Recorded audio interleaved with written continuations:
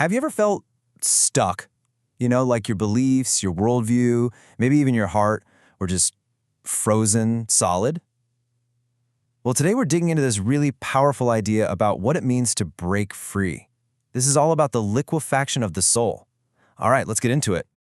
So right off the bat, the Source presents us with this choice, this kind of puzzle.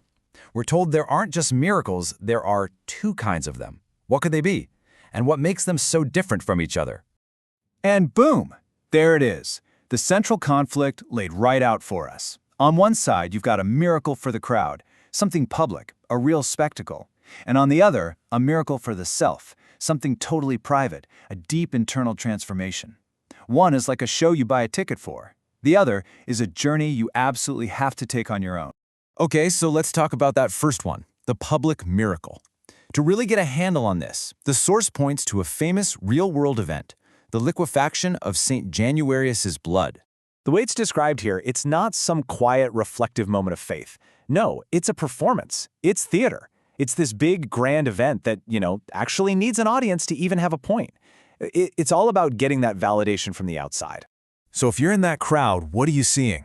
Well, for the believers, it's everything. You've got this relic, this thing that's been hard and lifeless for ages, and suddenly it's flowing, it's alive. To them, it's a direct sign from heaven, right? It's proof. But here's where the Source gets really critical. It suggests that this kind of external miracle, well, it justifies a certain way of living. A life spent waiting for signs, a life of passive belief. It makes it okay to live, as the text puts it, these pious, half-lived lives, because you're always looking for your proof somewhere out there, instead of in here. Okay, so now let's flip the coin entirely. Let's talk about a completely different kind of miracle. This one doesn't need a crowd, doesn't need a stage. It happens in the quiet, deep within a person. This is the private transformation of the philosopher's soul. So, just to be clear, that first type of belief, the pious belief, it's all about that external sign. It's putting your faith in a miracle that happens to someone else's blood, something you can watch from a safe, comfortable distance. But the philosopher's wisdom, it's the total opposite. It's an internal process. It's the liquefaction of your own soul. It's not a sign you wait for. It's a massive change that you have to actively go through. And the Source calls this the miracle of self-overcoming. So what on earth does the liquefaction of the soul actually feel like? How does that happen? Well, the Source gives us this amazing metaphor to help us get it. The process of thawing, of going from ice to a river. And it all starts here, with a soul that's frozen solid. Just think about that for a second. Hard, fixed, unchanging. Maybe you can relate to a time you felt that way, just totally stuck in one way of thinking, one way of feeling. That's the ice. And this quote, wow, it just gives that ice so much weight. It tells us where it came from. This isn't just a cold spell, it's ice that formed over a long, hard winter of despair and resentment and all these old prejudices. It's your spirit, hardened into a shape, trapped. But then, something changes. Maybe a new idea, a new wisdom, brings just a little bit of warmth. And at first, it's just a stirring. You can barely even feel it.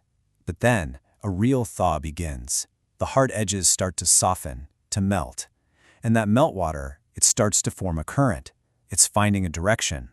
And finally, that current grows into a rushing river, powerful, unstoppable, and free, forging its own path.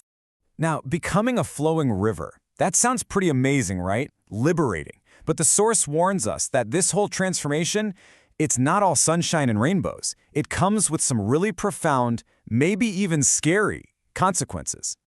And that's the big question, isn't it? Why would this be considered dangerous? Why would thawing out of a state of resentment be terrifying? What could possibly be the downside to becoming free? Because the very same water that sets you free also washes away the ground you used to stand on. All those old moralities you never thought to question. Those stale certainties that made you feel safe. And maybe most terrifying of all, the very idea that you have a fixed, stable self, it all gets dissolved and carried away by that current. So this is what it really boils down to. These two ways of being. You can be a monument, solid, unchanging, certain, easy to define, and there's a lot of safety in that. Or you can be a current, always moving, chaotic, unpredictable, and constantly in the process of becoming something new. And this is the ultimate outcome of that private internal miracle. The self is no longer this static thing you can point to. It's a dynamic current. And its meaning isn't found in what it is, but in the very act of flowing, in its own beautiful, chaotic, irresistible movement. So the source leaves us with this final, piercing question.